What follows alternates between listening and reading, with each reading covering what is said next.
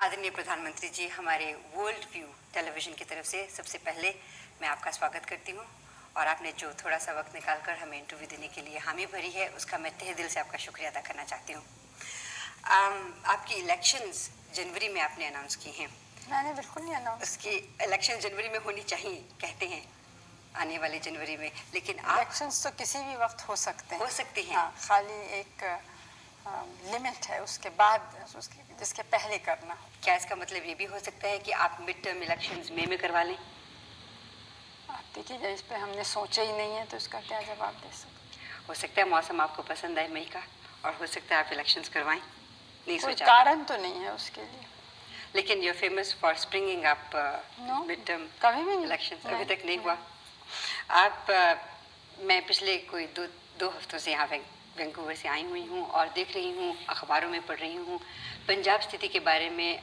आप सारी सरकार भी बहुत चिंतित है, लोग बहुत चिंतित हैं, ख़ासतौर पे बाहर वैंकूवर के इलाके में जो हमारे पंजाबी भाई बहन रहते हैं वो भी बहुत चिंतित हैं। पंजाब की असली स्थिति क्या है, उसके बारे में आप अपने शब्दों में कुछ बताइए। स्थिति तो गंभीर है। वहाँ के एक राजनीतिक दल यानी अकाली दल ने कुछ मांगे रखी, कुछ धार्मिक मांगे, वो अधिकांश हमने मान ली। जी। कुछ ऐसी थी जो हमें लगा कि हम नहीं मान सकते हैं, लेकिन ऐसा भी हमें लगा कि वो समझ गए उस बात को। एक मांग ऐसी थी जो हमसे संबंधित इतनी नहीं थी और वो दूसरे कुछ राज्य हैं भारत के, वहाँ के, और वहाँ के गुरुद्वारों के जैसे अपनी कमिटीज़ या बोर्ड्स हैं जिनका था। तो उस पर हमने कहा कि हमें कुछ ख़ास एतराज़ नहीं है, लेकिन इन सब लोगों से बात करना होगा, स्टेट के क्या नियम हैं और ये सब देखना होगा। उसके बाद कुछ दूसरी मांगे राजनीतिक समझ सकते हैं या जो भी पानी पर, ज़मीन पर, अब वो दूसरे राज्यों से संबंधित है जो आसपास के पड़ोस के राज्य हैं। तो जब तक वो भी राज़ी नहीं होंगे तब तक हम तो कुछ कह नहीं सकते। 2 दफ़े ऐसा एक अवार्ड या निर्णय हम दे चुके हैं। अच्छा। अब वो माना नहीं गया। अच्छा। तो अकेले फिर हम फिर से दें तो उसका कुछ उससे चीज़ सुलझेगी कि नहीं, ये कह नहीं सकते। हमें लगता है कि कुछ इस समय कुछ एक्सट्रीमिस्ट वहाँ पे ज़ोर पकड़ गए हैं, ख़ासतौर से नौजवान कुछ। और जैसे आपने अखबार में देखा होगा, वो मोटरसाइकिल पे जाके या किसी तरह से बहुत लोगों को मार रहे हैं, हत्याएं हो रही हैं, हत्या हो रही है। यहाँ बाहर के जो थोड़ा उसमें कुछ फंडामेंटलिज्म भी है, क्योंकि हत्या ज़्यादातर सिखों की ही सिख कर रहे हैं, मतलब अकाली लोग। अब जैसे जो एक आज के अखबार में आया या कल शायद आया था कि एक सिख अखबार वाला है, अकाली नहीं है, और दूसरी हमारी पार्टी का भी नहीं है, विरोधी दल का है, लेकिन उसकी दाढ़ी नहीं है। वो मोटरसाइकिल पे अपने भाई के संग जा रहा था, भाई की दाढ़ी है, तो वहाँ उसको पकड़ा कि तुम गद्दार हो और उसको गोली से मार डाला। हालांकि वो सिख है। वो सिख ज़्यादातर हैं, दूसरे भी हैं। जैसे हमारे यहाँ तो हरि धर्म में कई सेक्ट्स हो जाते हैं। बिल्कुल हो जाती है। तो अब निरंकारीज हैं कुछ, वो सिख तो पक्के हैं, लेकिन सिख होने के ऊपर वो उनकी ऐसी एक संस्था है जिसमें दूसरे लोग भी हैं, हिंदू, मुस्लिम, ईसाई, जो हर एक अपने धर्म का पालन करता है, लेकिन ये लोग संग मिलते हैं। आप उसको कह सकते हैं नेशनल इंटीग्रेशन की भावना से, या ये कि मिल के मेडिटेशन करते हैं, ऐसी प्रार्थनाएं करते हैं जिसमें सब जुड़ सकें। इसके माने नहीं कि अपना धर्म छोड़ा, लेकिन अपना धर्म भी है और उसके ऊपर कुछ चीज़ है जो दूसरों से मिल के कर सकते हैं। आपको ये भी मालूम है कि हमारे देश में कोई किसी भी धर्म का हो, वो दूसरों का आदर करता है। बिल्कुल करता है। जैसे गुरुद्वारों में बहुत से हिंदू जाते हैं, मुस्लिम्स के दरगाह में भी हिंदू जाते हैं, मुस्लिम्स हिंदू मंदिरों में भी अक्सर जाते हैं। तो इस काफ़ी इन चीज़ों में यहाँ पे एक उदारता सी है, और इस उदारता को देखते हुए हैरानी होती है कि क्यों इस तरह के हो रहे हैं। जहाँ इतना बड़ा देश है, इतनी बड़ी जनसंख्या है, वहाँ ये प्रश्न कभी कभी उठते हैं।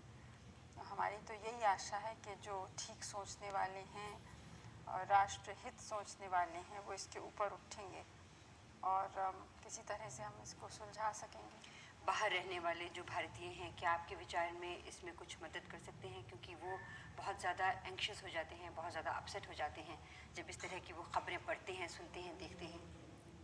उनका क्या योगदान हो सकता है? योगदान तो ये है कि तो अफवाहें नहीं मानी, क्योंकि वैंकूवर के बारे में मुझे नहीं मालूम, लेकिन लंदन से कोई आए थे लोग, उनका इतनी गलत बातें फैलाई जा रही थी पंजाब के बारे में जी।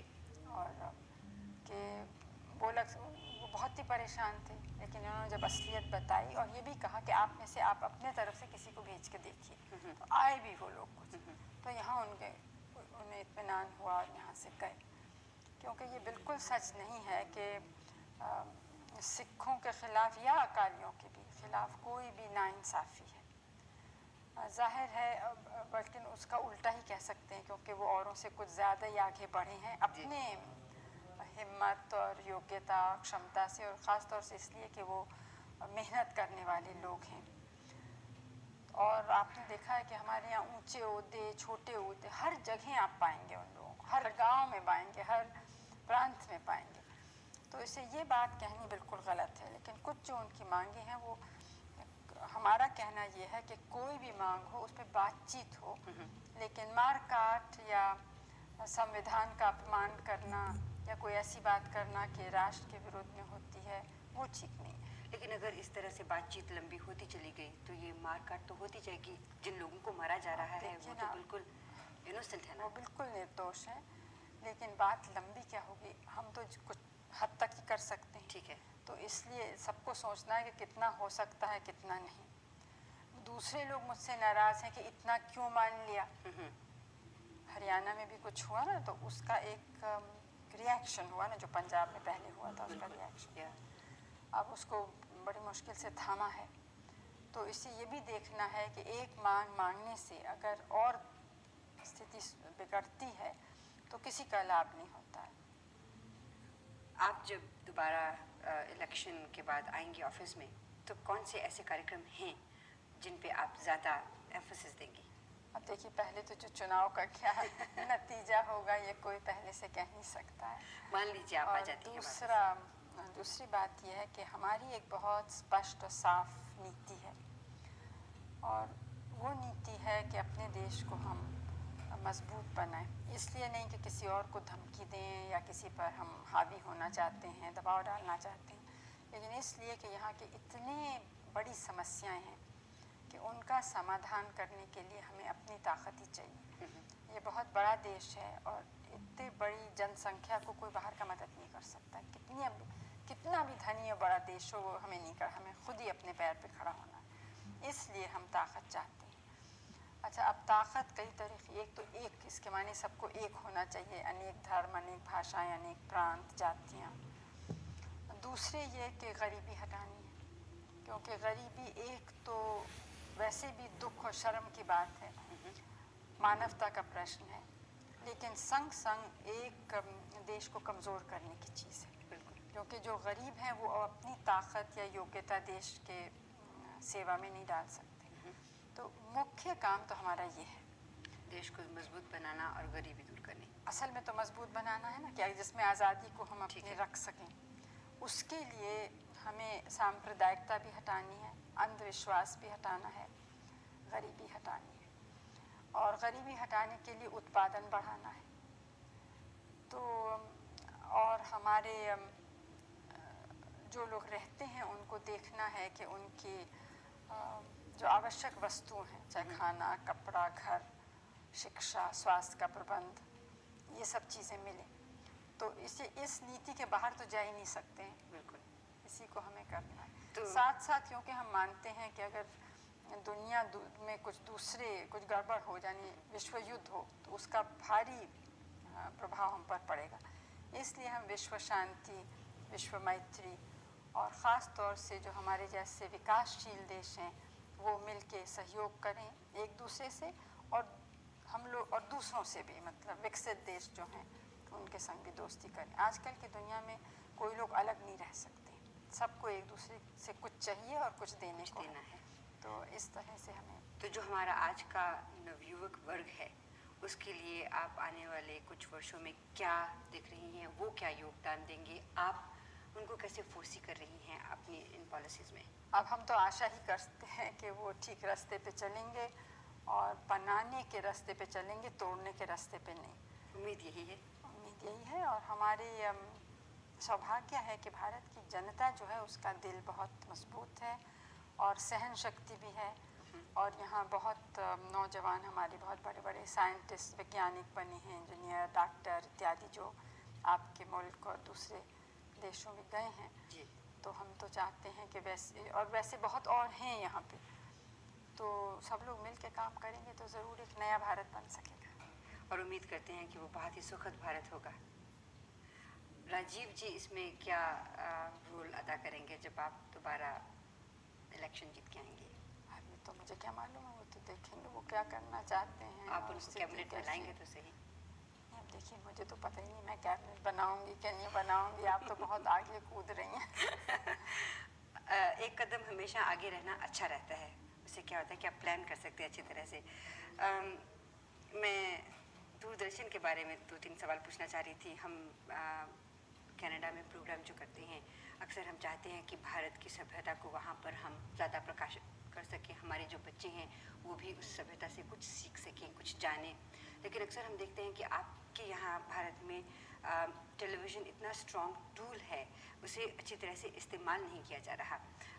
मैंने कल राष्ट्रपति जी के जो संवाद था उसमें सुना कि जो सैटेलाइट्स हैं उनके ज़रिए 70% लोगों तक प्रोग्राम पहुंचेंगे, लेकिन उन प्रोग्रामों का स्तर ऊंचा करना भी शायद उनके लिए बहुत ज़रूरी है, क्योंकि हम जब बाहर प्रोग्राम को देखते हैं तो कुछ इस तरह के प्रोग्राम नहीं लगते कि उन्हें लेके बाहर दिखाया जा सके।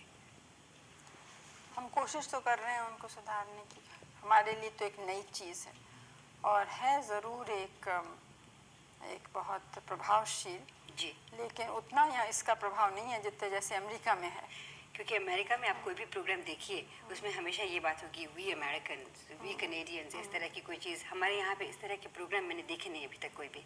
नहीं, ये सच है, लेकिन देखिए आप उन देशों में जो राष्ट्रीयता की, मैं ये नहीं कह रही हूँ कि यहाँ कम है, लेकिन ये क्या आश्चर्यजनक नहीं है कि इतने बरस हो गए लेकिन यहाँ के किसी फिल्म बनाने वाले ने ये सोचा भी नहीं कि हमारे राष्ट्रीय आंदोलन पर फिल्म बनाए या राष्ट्रीय नेता पे बनाए। बहुत से लोग शिकायत करते हैं कि गांधी फिल्म बाहर वाले ने क्यों बनाया, लेकिन यहाँ वाले ने किसी ने कभी कहा ही नहीं बनाने को। और कुछ थोड़ा बहुत हमने जब कोशिश भी की तो किसी ने ज़रा भी उसमें रुचि या दिलचस्पी नहीं दिखाई। इसका कारण क्या है? अब ये मुझे तो मालूम नहीं, तो फिल्म वालों से आप पूछ सकते हैं। मैं आखिरी सवाल आपसे एक बार फिर से पंजाब के बारे में करना चाहती हूँ। अक्सर हम अखबारों में पढ़ते हैं, ख़ासतौर पर जब हम बाहर के मुल्कों में रहते हैं, तो जैसा आपने पहले भी कहा, अफवाहें वहाँ पे बहुत ज़्यादा फैल जाती हैं और उनको अफवाहें ले लीजिए या सचमुच में वो सही घटनाएं हैं कि इनमें बाहर के देशों का बहुत बड़ा हाथ है कि भारत की जो एकता है वो टूटे, पंजाब एक अलग प्रांत बने ताकि जो बाहर के इंटरेस्टेड पार्टीज़ हैं वो आके भारत को तंग करें या उसकी प्रगति में रोड़ा अटकाएं। ये कहाँ तक सही है? नहीं, प्रगति में तो कोई रोड़ा शायद नहीं डालना चाहता है, लेकिन ये सच है कि कुछ ऐसे तबके बाहर हैं जो चाहते हैं कि भारत की जो स्वतंत्र नीति है ना उतनी स्वतंत्र न रहे। जो वो लोग चाहते हैं वैसा हम करें, उस रास्ते पे चलें। तो ऐसे लोग तो हमेशा कुछ दखल देते ही रहते हैं। अब पंजाब में कहाँ तक दखल है ये कहना मुश्किल है, लेकिन ये आपने भी देखा होगा कि ऐसे जो कुछ ऐसा मूवमेंट एक चला है, आंदोलन, उसके ज़्यादातर दफ्तर और ये सब चीज़ें सब बाहर हैं, बाहर के देशों में। शायद कनाडा में भी है, कुछ यूरोप के 2-3 देशों में है। प्रधानमंत्री जी, मैं आपका तहे दिल से शुक्रिया अदा करती हूँ कि आपने अपने बहुत ही बिजी वक्त में से हमारे कुछ चुपते हुए सवालों का भी जवाब दिया। वैंकूवर की सभी जनता की तरफ से, वर्ल्ड व्यू टेलीविज़न की तरफ से बहुत बहुत शुक्रिया। और मैं कामना करती हूँ कि ये जो आने वाला वर्ष है और बहुत से आने वाले वर्ष भारत के लिए बहुत सुखद वर्ष हों। और आपको मुबारकबाद भी देना चाहती हूँ क्योंकि आपको नोबेल प्राइज़ के लिए नॉमिनेट किया गया है। मेरे तरफ से वैंकूवर के रहने वाले हमारे सब मित्रों को मेरी शुभकामनाएं। शुक्रिया।